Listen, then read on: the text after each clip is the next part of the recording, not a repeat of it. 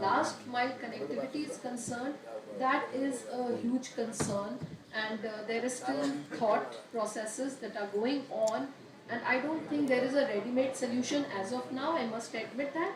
But you have raised a very important point, and for Ashas, we are trying to give them tablets, and we are holding hackathons, and we are holding competitions amongst youngsters, startups who are trying to create models which will suit specifically, say, Asha, because these are very very specific needs. So after the need assessment has been carried out, we are throwing open a competition, and we are asking the public and the youngsters, startups to come with solutions, and then we would look at it and then adopt it, but not any one size fits all. So thank you. Right. Thanks a lot. So as a conclusion, Professor said at the beginning we really wanted to hear the panelists and learn from what they have to say. So that I'd like to bring back the final word to you, if you don't mind. Thank you very much. Really, first of all, I will say that I'm not expert in the health.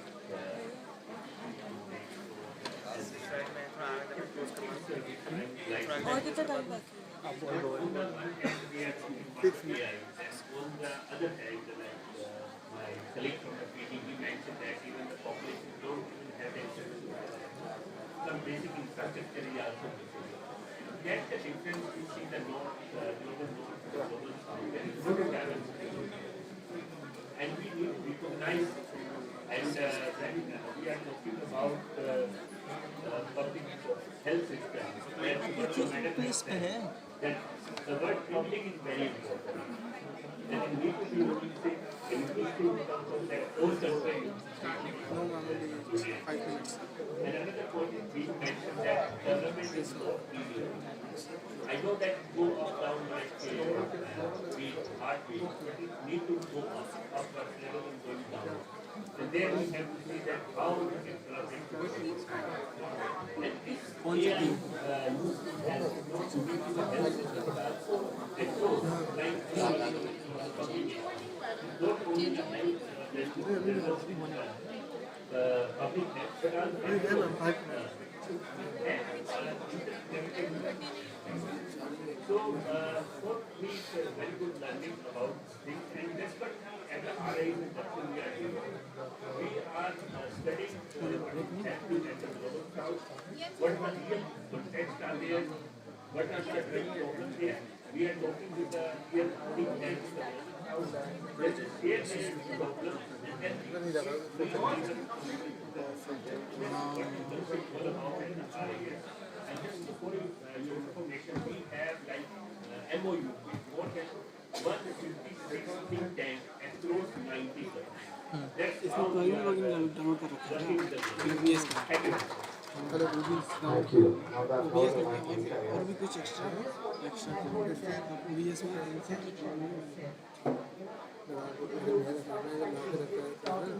करने के लिए सब ना group में ना अपना अपना जो रूम नंबर है रूम नंबर तो वही लगाया था मैंने They are with one challenge. They have to bring all of them are back what nobody can work inside. Cooperation amongst the global south countries is not only needed, not only anticipated, it is a must. There is no use of reinventing the wheel again and again and wasting the already existing. So that is why you have वाला को setup किया this is where तीन बजे से FX6 वाला setup FX6 का वो drive अरे FX6 का ड्राइव इनका 3 बजे तक मिला दीजिए and that is what makes production ठीक the right. Excellent.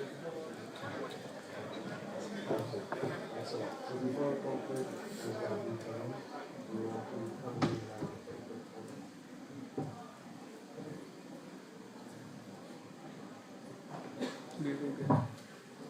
তার জন্য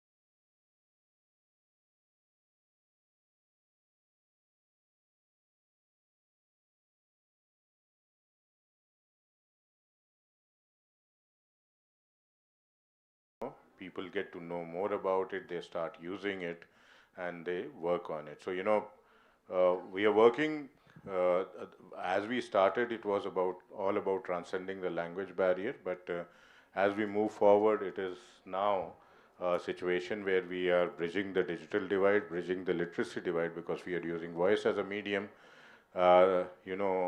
People are using for increasing productivity, again, because voice is there, and then obviously the language barrier anyway is gone. Today we operate this means we touch every citizen of the country through our partnerships like UIDI. We touch every village and panchayat through our partnership with Ministry of Panchayati Raj. And we do about 15 to 18 million inferences a day, which is, that means 15 to 18 million times our system is requested for a translation there, and almost 100 million a week or 400 million a month. And we are growing at a rate of approximately 15 to 20% month on month. That means there was a latent need for this kind of a system. And one of the reasons why we are able to pick up or work with most of the customers is our commitment to look at continuous improvement and look at how do we actually build this entire system together with the stakeholders and the community. We feel that every end user is a contributor as well. He can.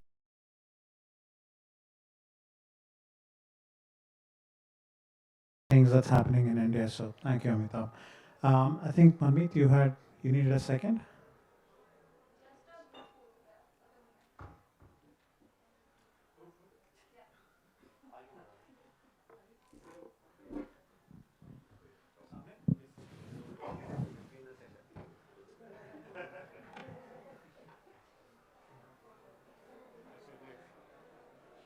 Convert it into a memento which they'll give you after the session.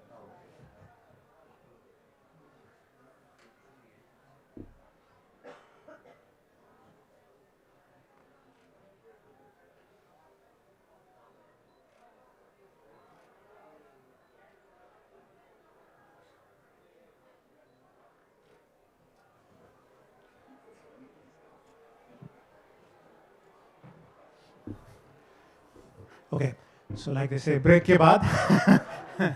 We'll get to the next question that I had. So I think, Amitabh, you talked a little bit about the voice AI technology being critical. So I'm going to go to Santosh a little bit in terms of what do you see in terms of speech technology and its reach for truly population scale? What is it that you're seeing, progress-wise? What are you seeing challenges-wise?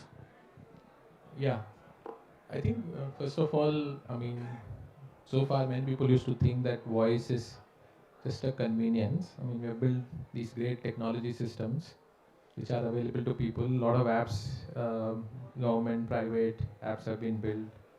They used to support English and then we added languages. But still, we thought that adding few more languages to apps may be sufficient. But how many people actually know, I mean, India still has 300 million people using feature phones. There are much bigger number of the people who are digitally, like Amitabh was also saying, digitally not literate. They can forward things on WhatsApp, they can watch videos on YouTube, but they can't really interact with these apps, right? Definitely ask, and I'm a Sindhi, if you ask me, do you know how to type in Sindhi in mobile phone? No, I don't, right? It's not, I don't even know that feature, how easy it is or not. So, and that is where the voice and language becomes very, very crucial, right? I mean, and the voice is probably the oldest technology that we had. I mean, voice is how people connect to each other in their own language, in their native language. So it's for technology to be truly inclusive, it shouldn't be harder for people to adopt it. By making people learn new thing in typing or using smartphones and understand how these buttons operate, we are actually not necessarily including everyone. We are it's not just inconvenience; it's an exclusion of people. And same goes for AI also. I mean, globally there are about 7,000 spoken languages. In India alone, we have about 100 plus spoken languages. But if you ask me how many of these languages are there on the AI map, I'm sure they are in hundreds, right? Not even thousands. So there are a lot of languages which are not in AI map. In last couple of years, I think, so obviously we need to accelerate, not just in India and global south, I think in African nations everywhere, to bring these languages onto AI map, which means the LLMs that we are building shouldn't just understand few languages. They should be able to understand any languages. There needs to be urgency of building these voice models which can understand not necessarily in 22 official languages of India, but every other language of India. And India is a unique place, just like I think South, global South also. For every language, we have so many dialects. The same Hindi that we speak in Delhi is very different than in Lucknow, than in Bihar. So how can AI understand all these languages?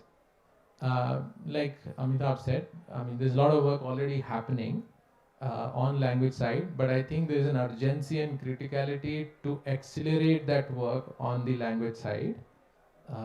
And good news is the technology is evolving faster than we anticipated, and it's moving very, very fast. Absolutely, absolutely. Thank you, Santosh. Thank you. I'm going to go to Vijay a little bit in terms of. So obviously, language technology is supposed to bridge the divide amongst the haves and the have-nots.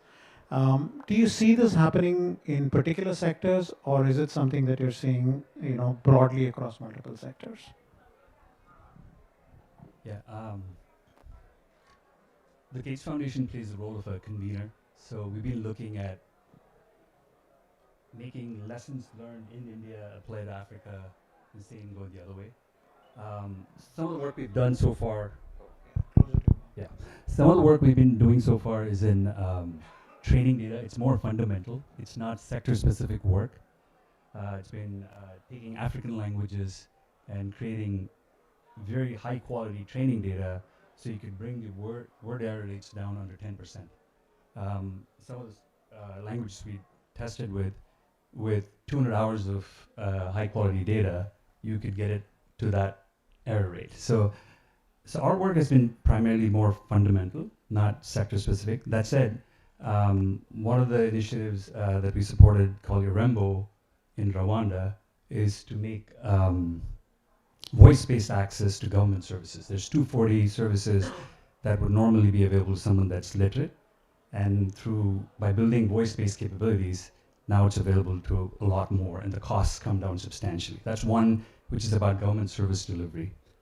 The other one is, I would say, in health. It's another project in Rwanda called Horizon 1000. It's just getting started. We've kicked off some pilots. And that one's about primary healthcare, and that has a voice and chatbot component too. So as Santosh was saying, it's no longer we need to do voice. It's not a nice to have.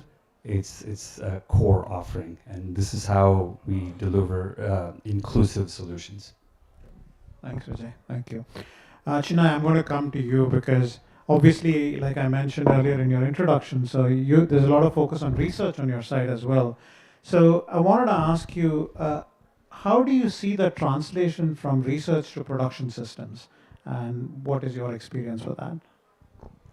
Thank you so much. So firstly, I'll start by saying it's good to be back in Delhi. I actually studied at JNU University a couple of years ago, so it feels like a full circle moment to come talk about languages here.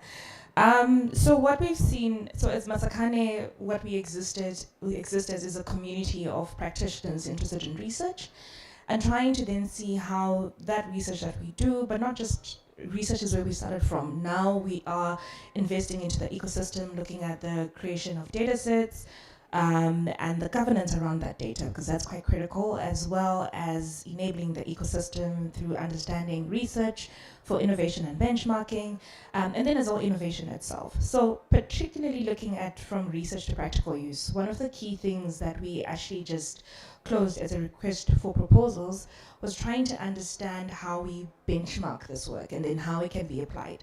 Because the biggest issue is that some of these innovations, as mentioned, you can't have a system that only represents the 22 national languages. People speak a whole lot more. So which means that when some of these models or technologies are introduced into different contexts, they don't work.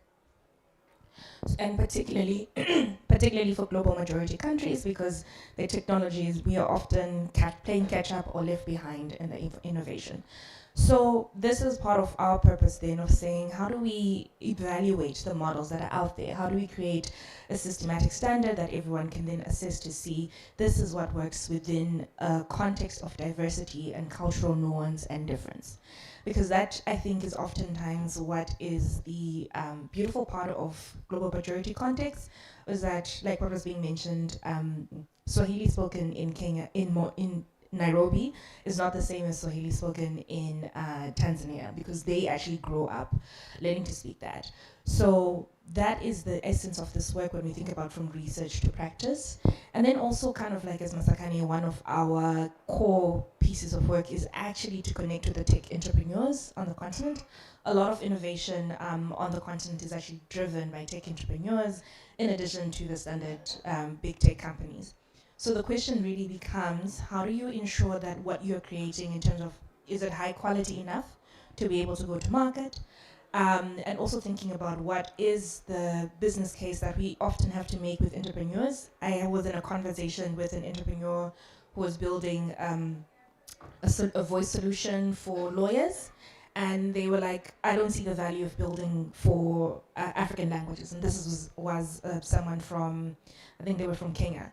So we were actually then having a conversation with them to actually show that the value of work, as particularly that it's already been done in India, for example, so citing Bashni, to actually then say there is a value in actually being proactive in ensuring that African languages are represented in the product you take to market. And then this is the importance of connecting to the researchers so that the work is not done in siloed efforts. Absolutely. No, that's an excellent perspective. Thank you. Amita, I'm going to come back to you with a question. So the two questions actually I have, because Bashini's been doing a lot of work in this area. Are you seeing particular sectors where the adoption is more? Is the impact more in certain sectors or domains like agriculture or education? Or where are you seeing the proliferation of this technology? And the second thing is, this is an important question on me because of the experience you have. What remains stubbornly difficult?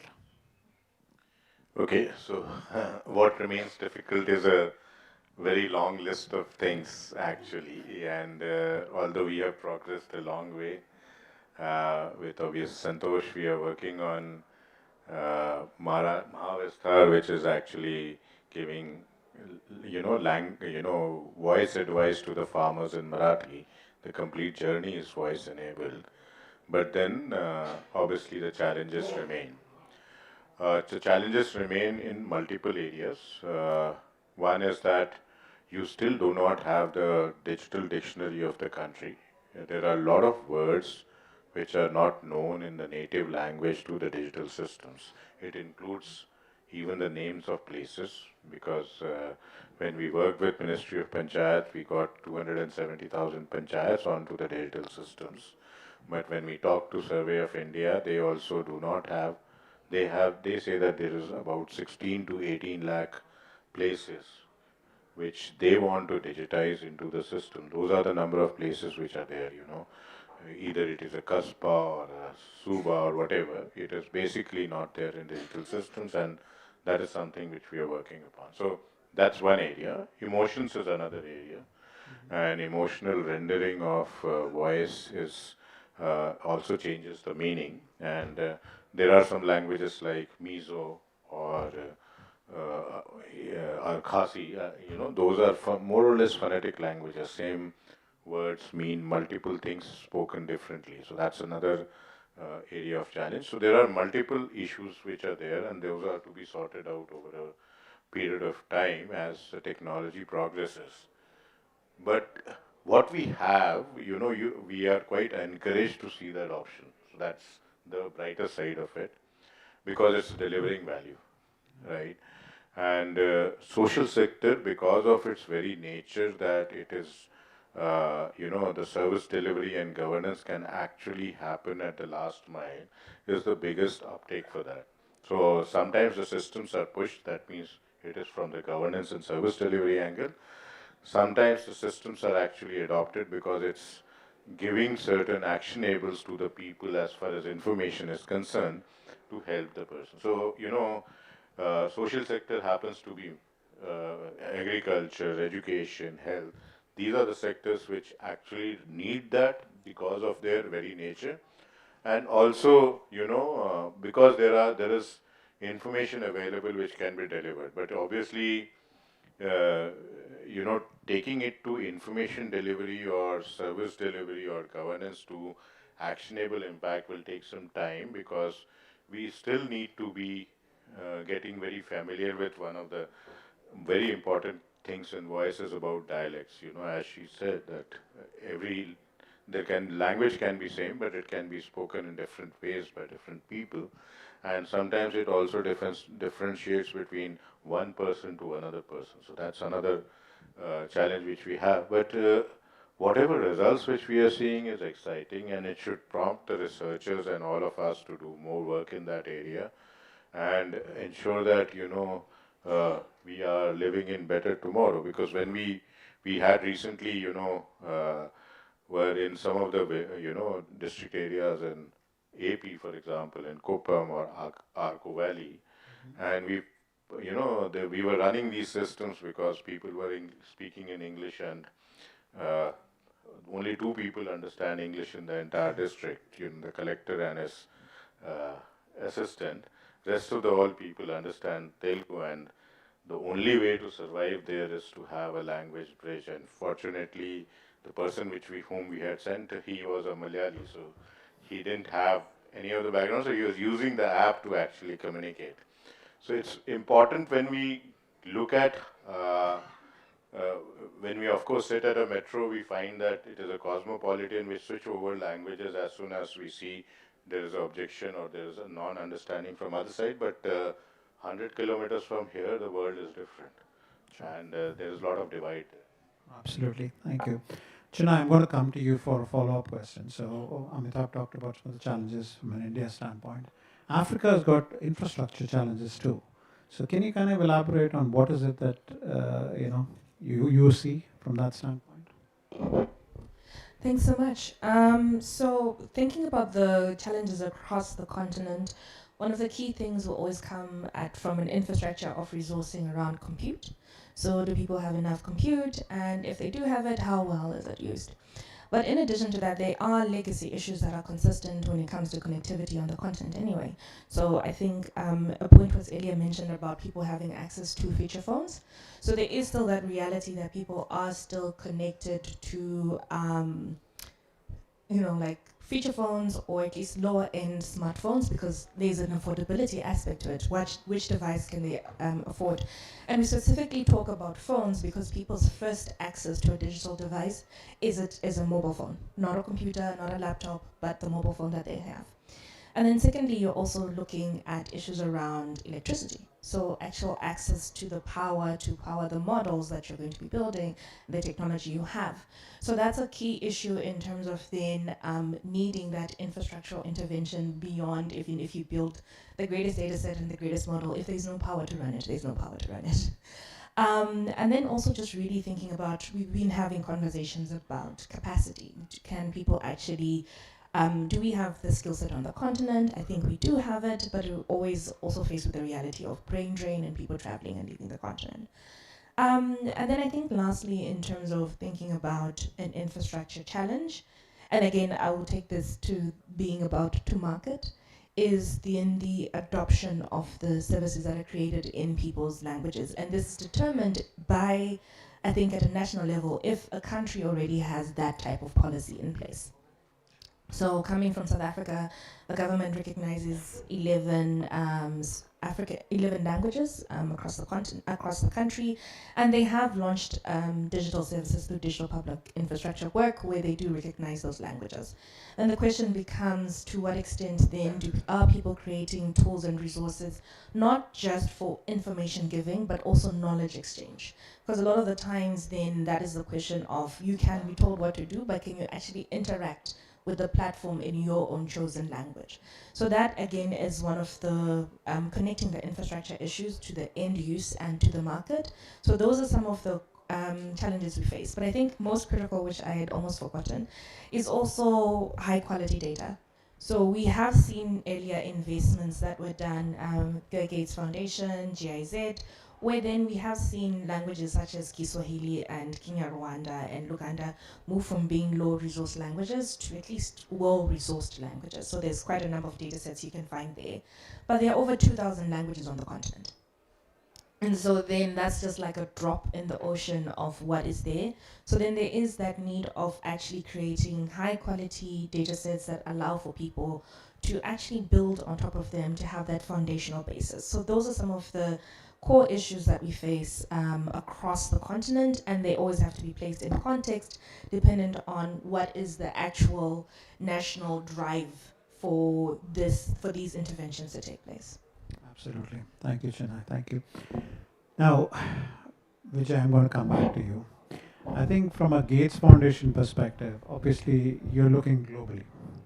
Now you're looking at Africa, you're looking at Southeast Asia, you're looking at India, you're looking at different parts of the world. How do you prioritize what you actually want to focus on? It's a hard question.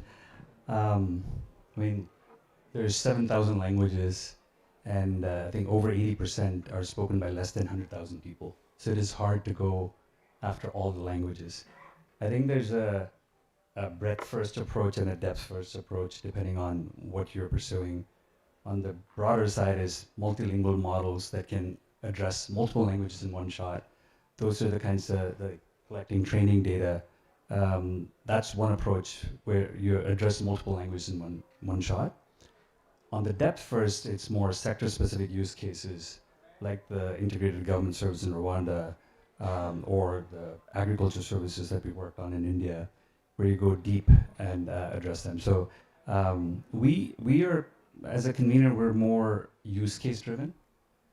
We work with what the needs are, and it's not a language first approach, but more a use case first approach, and the languages come. So if we're working in Nigeria, we would choose the languages that are most spoken in that area. If it's like an agriculture advisory, for a government service, you would choose the most spoken language and target that first. Fair enough, fair enough. Santosh, I'm going to come back to you with a question. For low resource languages in India, I know that you're working on some low resource languages currently, and you're trying to kind of create something that will happen for remote areas, remote languages, etc. Can you talk a little bit about that? Sure. So yeah, I think, and like everyone in the panel is saying, the getting all the languages included is so critical, right, for AI systems to work and to be inclusive for the last mile population.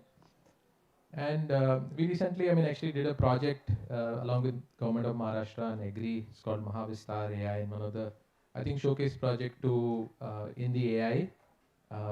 The Mahavistar app already has been downloaded by about 25 lakhs downloads have happened. Some 15 lakh AI queries have been done, some 5 lakh AI interactions. And this is entirely built in Marathi for Marathi, right? It's been a journey of last 5-6 months, and obviously there are a lot of partners who came together to build it. But then we got a call from one of the district collectors, in fact, Government of Maharashtra, Nandurbar, is saying, in my district there are 3 languages, tribal languages are spoken, and Bhili is among one of them. And can Mahavistar Agri app support Bhili? I said, okay, it's not even one of the 22 official languages. It's spoken by less than, 1 crore people, and it's across Gujarat, Maharashtra, Rajasthan.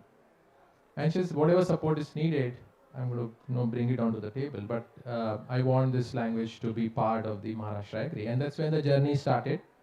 And there were partners like Arya, I think Bhashni, Amitabh's team, AI for Bharat.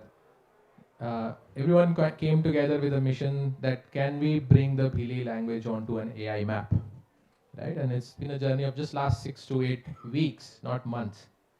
With the support of the local administration, we got a lot of local community people who came together to what we call donate their data or their voices to be part of the community. Right? It's not a trivial task, by the way, to bring a low resource language onto AI map. You need to have a lot of data collection exercise, and a data collection has to be in a certain way. You have to have a spoken speech, spontaneous speech. You need to have a translation Bili also doesn't have an independent script, so it relies on the Devanagari script or the other scripts.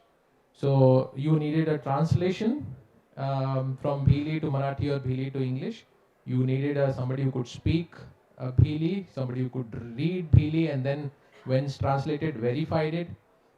It's a hard job, right? And require, typically it takes a year or longer for bringing a language to an AI map, but with the support of the local administration and the teams like Karya, Bhashini, we were able to do this job in less than 6 weeks. And what we are also saying is it's not just about one language bringing onto an AI map.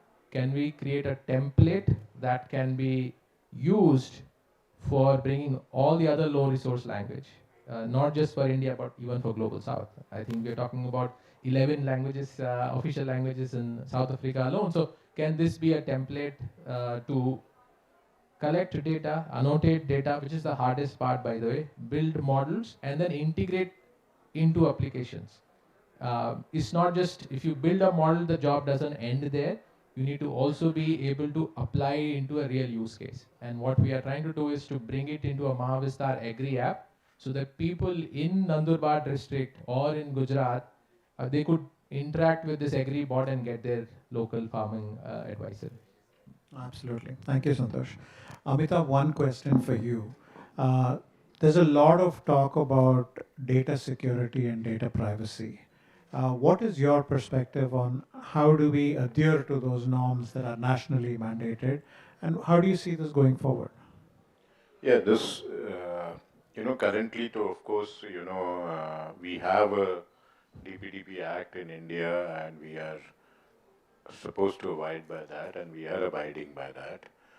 But this will become a big challenge as we go by, because as the systems will use voice, and voice being attached to a person and becoming a personal information, it would be a there would be a way we should be looking at to handle this particular situation. Now, currently, of course, when we are looking at data contribution by on voice, we are looking for a consent from the people who can actually say that, this data can be used for training purposes. But when the users actually come to the system and they start using it, and specifically for the system which are quote unquote free of charge, then there is a obvious risk that that data is actually going into the system and is being used for the purpose which is not it's supposed to be. It becomes very also more difficult when you're looking at kind of health data, right? Health data is something which you are giving, means normal health data as well as voice, when you're putting your voice into it. Uh, Means you are consenting to give the data to the doctor for a purpose which is treatment. But should it be used for AI model is not for which you are giving the consent. So now there's a second dimension. The first dimension was that you're giving the data, that is a consent, but the purpose has also got to be defined. And if the purpose is to train the AI model, perhaps a consent has to be taken for that also. Then when we are looking at perhaps the granularity will again come into picture, because you want to perhaps give the data to do it, do certain activities, but it should be a portion of data, not the other, not the complete data. So I think there would be complexities which will start coming in over a period of time, and we would have to basically, just as AI, when the technology progresses, you don't have you may perhaps will not be able to think of all the things. You know, there are known unknowns and there are unknown unknowns which will keep unfolding over a period of time, and we would have to handle them as they come by. But the thing which we have currently adopted is to ensure that we keep ourselves an open source domain. So it helps in two things. It is we are socially auditable, so that's one good part. So somebody wants to raise an objection, that can be taken up. Second is it also ensures that we compete with ourselves, because to stay relevant, you already have put out what you know, so you have to stay relevant, so you have to do better than what you're doing. Otherwise, shelf life of any AI system is about 6 months or so. So, some way we have to find mechanisms which is easily monitorable or whatever. Otherwise, we are going to be in a situation where we are continuously picking up nitty-gritties and trying to solve them, rather than looking at the technology development, which perhaps would be far more has a very fast pace today. Absolutely, absolutely. Vijay, I'm going to come to you because I mean we talked about this earlier.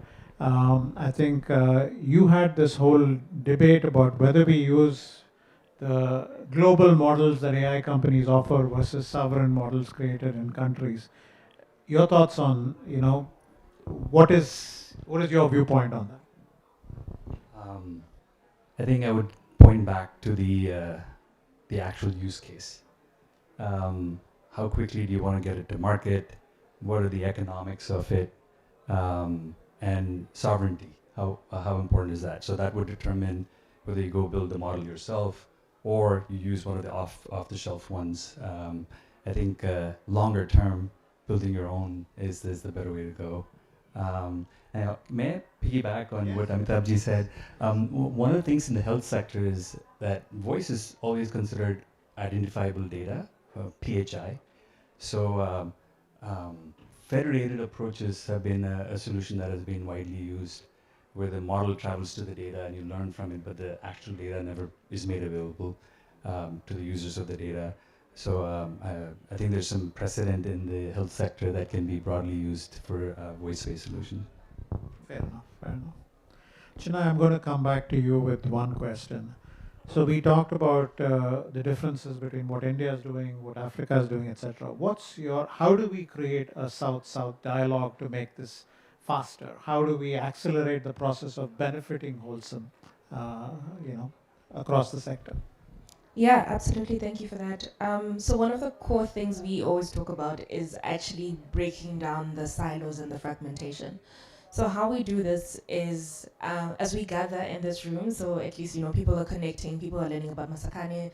Masakane actually means to build together, loosely translated from Isisulu, so we live that way.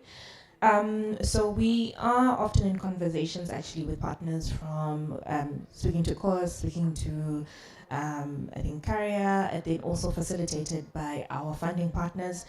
But it's not just it's thinking about South-South collaborations from those we've created in Southeast Asia, from those we've created in India, from those we've created in Latin America, and finding the similarities in the issues that are there. So we often try to engage at firstly that research level, so co-creation of knowledge, but also engaging in spaces of actually creating the solutions.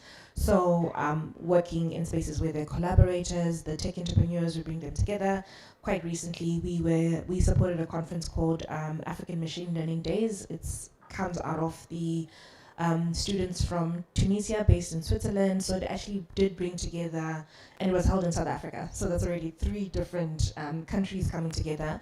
But in those spaces, what they managed to do is also bring in multi-stakeholders, even from the private sector, big tech, like when I say big tech, I mean Google, into the conversation. And what that actually created was an avenue for young people to have, because Africa is quite a youthful continent. So whenever I talk about collaboration, I'm starting from how do I ensure that young people actually do have access to these spaces.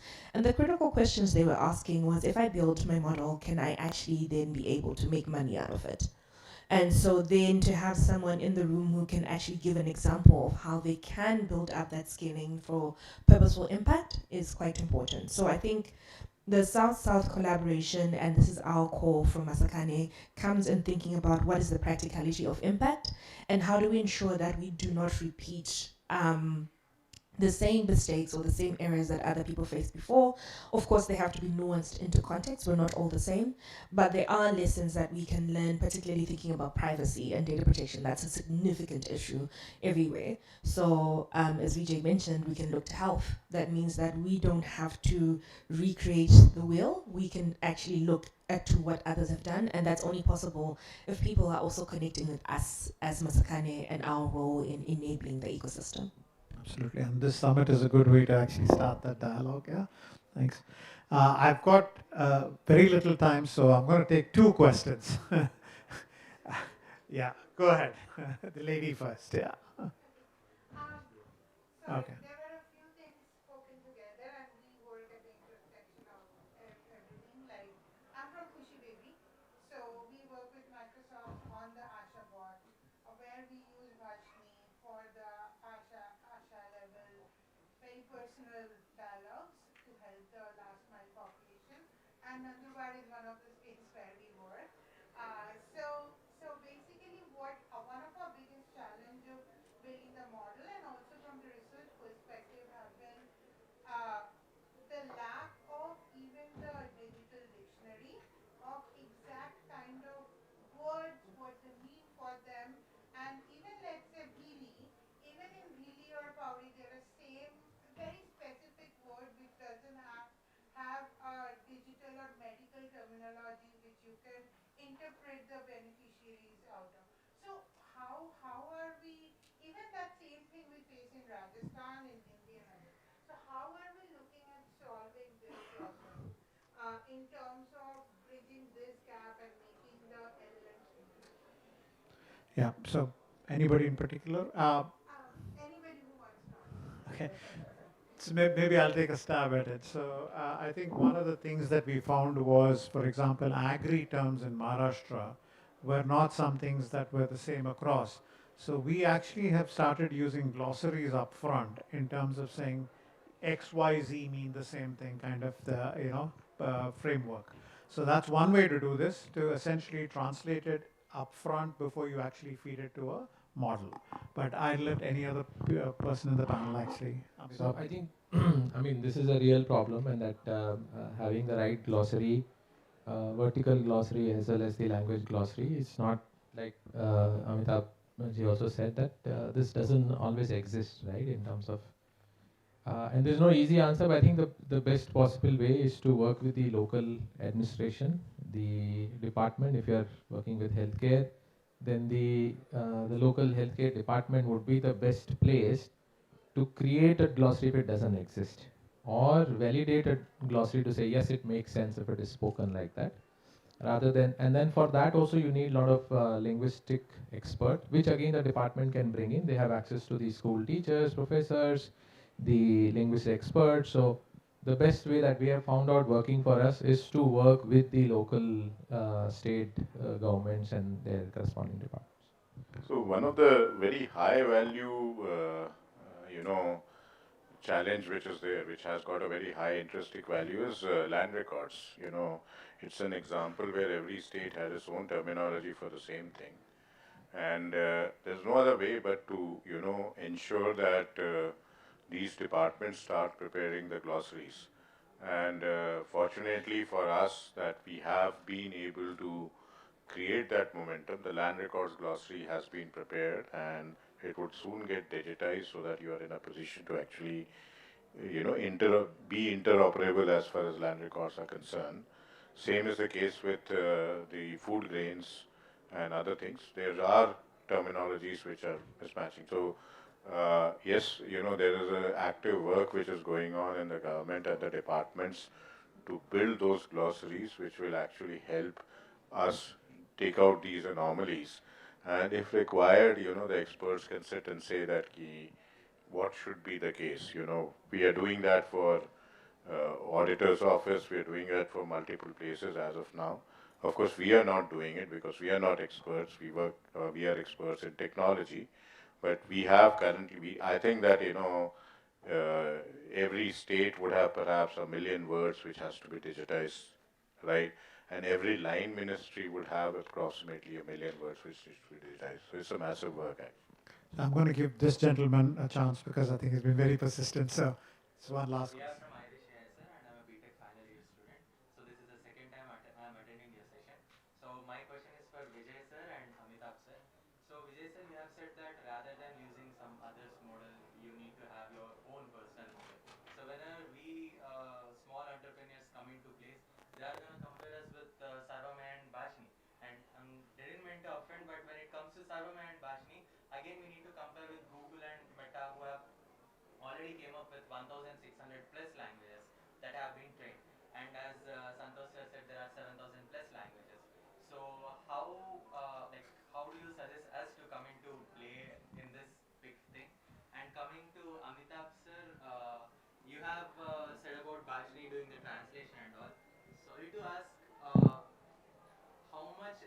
accuracy is it there, and isn't it possible it can raise a global war when doing the translation, because translation is a big thing.